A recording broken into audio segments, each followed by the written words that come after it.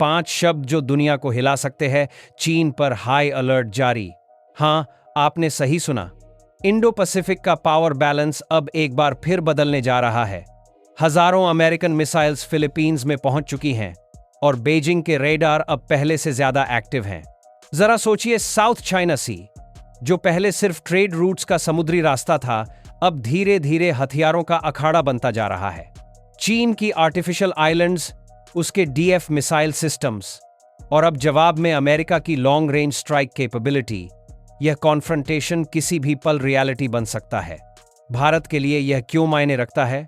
क्योंकि Indo Pacific में stability का मतलब है हमारी समुद्री सुरक्षा अंडमान से लेकर मलाक्का स्ट्रेट तक। अगर वहां वॉर क्लाउड्स जमा हुए तो उसका असर सीधे हमारे इकोनॉमी, शिपिंग रूट्स और स्ट्रेटेजिक प्लानिंग पर पड़ेगा। अब इंटरेस्टिंग सवाल यह है, आखिर ऐसा क्या हुआ कि अमेरिका ने फिलीपींस जैसे छोटे देश को अपनी मिसाइल तैनाती का नया ठिकाना बना दिया? और चीन क्यों इतनी तेज प्रतिक्रिया दे रहा है? आने वाले कुछ मिनटों में हम इसी शतरंज की हर चाल को डिकोड करेंगे, अमेरिका के मिसाइल डिप्लॉयमेंट से लेकर भारत की नई नावल स्ट्रैटेजी तक। तो अब बैकग्राउंड समझते हैं। पिछले कुछ महीनों से चाइना और फिलीपींस के बीच साउथ चाइना सी में लगातार क्लैशेस हो रहे हैं। रीड बैंक, सेकंड थॉमस शोल जैसे डिस्प्यूटेड एरियाज में चाइनीज कोस्ट गार्ड जहाजों ने फिलिपिनो बोट्स को रोकना शुरू कर दिया। वीडियो तक वायरल हुए water cannons, laser blinding devices और धमकी भरे रेडियो मैसेजेस। इसके जवाब में वॉशिंगटन और मनीला ने 2024 में एक expanded defence cooperation agreement sign किया। इस डील के तहत अमेरिका को फिलीपींस के 4 नए मिलिट्री बेसिस तक पहुंच मिल गई, जिनमें से कुछ ताइवान से सिर्फ 400 किमी यानी दिल्ली से लखनऊ जितनी दूरी पर हैं। पहले अमेरिका केवल जापान और गुआम तक लिमिटेड था। अब फिलीपींस में प्रेजेंस का मतलब सीधा चाइना के डोर स्टेप तक पहुंच। यह है बिफोर और आफ्टर का फर्क। पहले डिटेरेंस रिमोट थी, अब स्ट्राइक कैपेबिलिटी डायरेक्ट हो गई है। और अब जब मिसाइल्स पहुंच चुकी हैं, बीजिंग का नर्वस होना बिल्कुल स्वाभाविक है। अब सवाल उठता है, अमेरिका ने ऐसा कौन सा सिस्टम डिप्लॉय किया है जिसने चीन को झकझोर दिया? इसे सिंपल एनालॉजी से समझिए। मान लीजिए आपके पड़ोस में कोई लगातार बाउंड्री बढ़ा रहा है, दीवार के पार सेंध लगा रहा है। आप फेंस लगाते हैं, कैमरे लगाते हैं और एक एडवांस सिक्योरिटी सिस्टम जो हर इंट्रूजन डिटेक्ट कर सके और तुरंत जवाब दे सके। यही काम अमेरिका ने डिफेंस लेवल पर किया। नाम है typhoon mid range capability, MRC system. DRDO के रिपोर्ट्स के अनुसार टाइफन सिस्टम को अमेरिकी लॉकहीड मार्टिन ने 2023 में ऑपरेशनल बनाया। इसका रेंज है लगभग 1000 से 1800 किलोमीटर, यानी दिल्ली से हांगकांग तक की दूरी। ये सिस्टम टॉमाहॉक क्रूज मिसाइल्स और SM-6 इंटरसेप्टर से सुसज्जित है, जिनकी स्ट्राइक एक्यूरेसी मीटर लेवल तक होती है। डिप्लॉयमेंट स्टार्ट हुआ अप्रैल 2024 में नॉर्दर्न लुजोन के ला लो एयरबेस से। यही वो जगह है जहां से ताइवान और साउथ चाइना सी दोनों इजीली कवर होते हैं। टाइफन का की फीचर है मोबिलिटी, मतलब किसी ट्रक माउंटेड लॉन्चर से कहीं भी तैनात किया जा सकता है, बिना किसी परमानेंट बेस इंफ्रास्ट्रक्चर के। अब ये तो टेक्निकल ओवरव्यू था। आगे जानिए, ये पूरा सिस्टम काम कैसे करता है।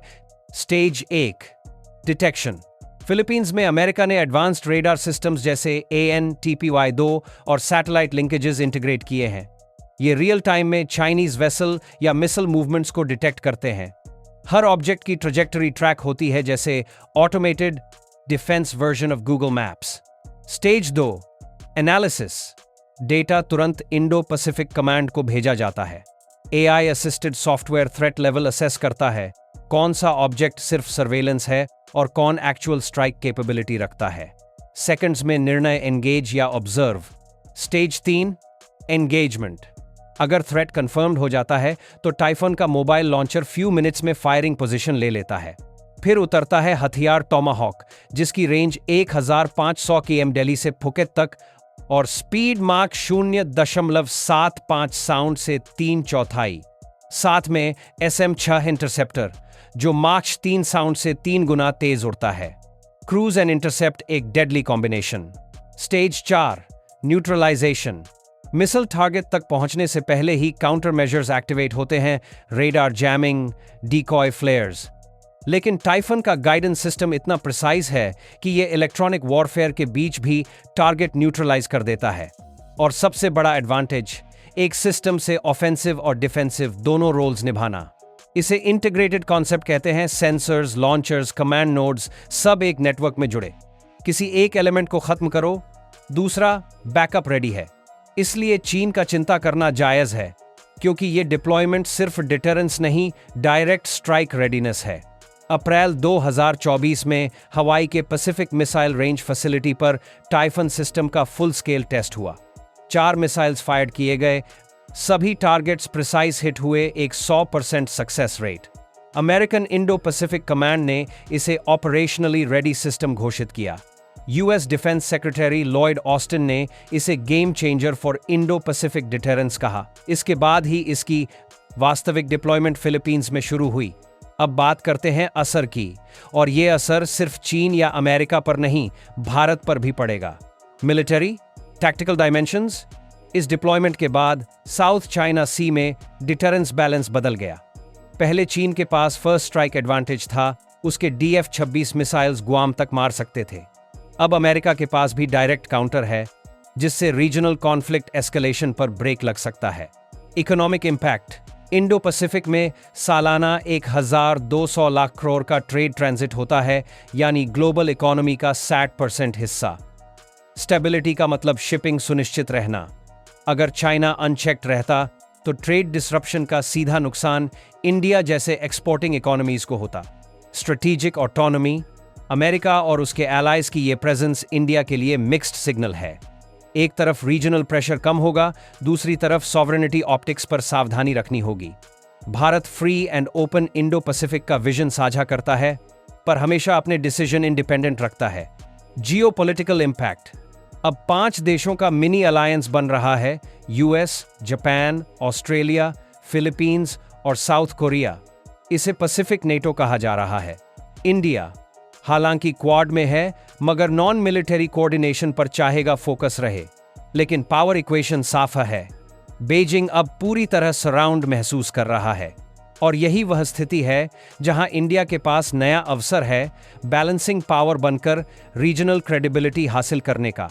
आने वाले वर्षों में टाइफन 2 वर्जन पर काम शुरू हो चुका है, जिसकी रेंज 2500 km दिल्ली से सिंगापुर तक और रिकॉन्फ़िगरेशन स्पीड डबल होगी। यूएस प्लान्स के मुताबिक फिलीपींस में 2026 तक 3 फुल टाइफन बैटरीज एक्टिव होंगी। इंडिया के स्ट्रैटेजिक कम्युनिटी के लिए यह एक रिमाइंडर है, रक्षा तैयारी केवल सीमा पर नहीं, समुद्र के उस पार भी तय होती है। मिशन 2030 तक। हमारी नेवी भी प्रोजेक्ट सी गार्डियन के तहत इंडिजिनस LRASMs विकसित कर रही है, जो इंडियन ओशन में ऐसा ही डिटरेंट रोल निभा सकें। भारत की डॉक्ट्रिन बदल रही है, रिएक्टिव से प्रोएक्टिव की तरफ।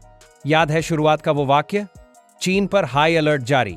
अब जान गए होंगे कि यह सिर्फ एक हेडलाइन नहीं, बल्कि पावर ट्रांजिशन का संकेत है। इंडो पैसिफिक की यह दौड़ अब टकराव नहीं, रणनीति की परीक्षा है, और भारत को इसमें समझदारी से खेलना है। तो बताइए, क्या भारत को भी टाइफन जैसी mobile missile system capability urgently विकसित करनी चाहिए?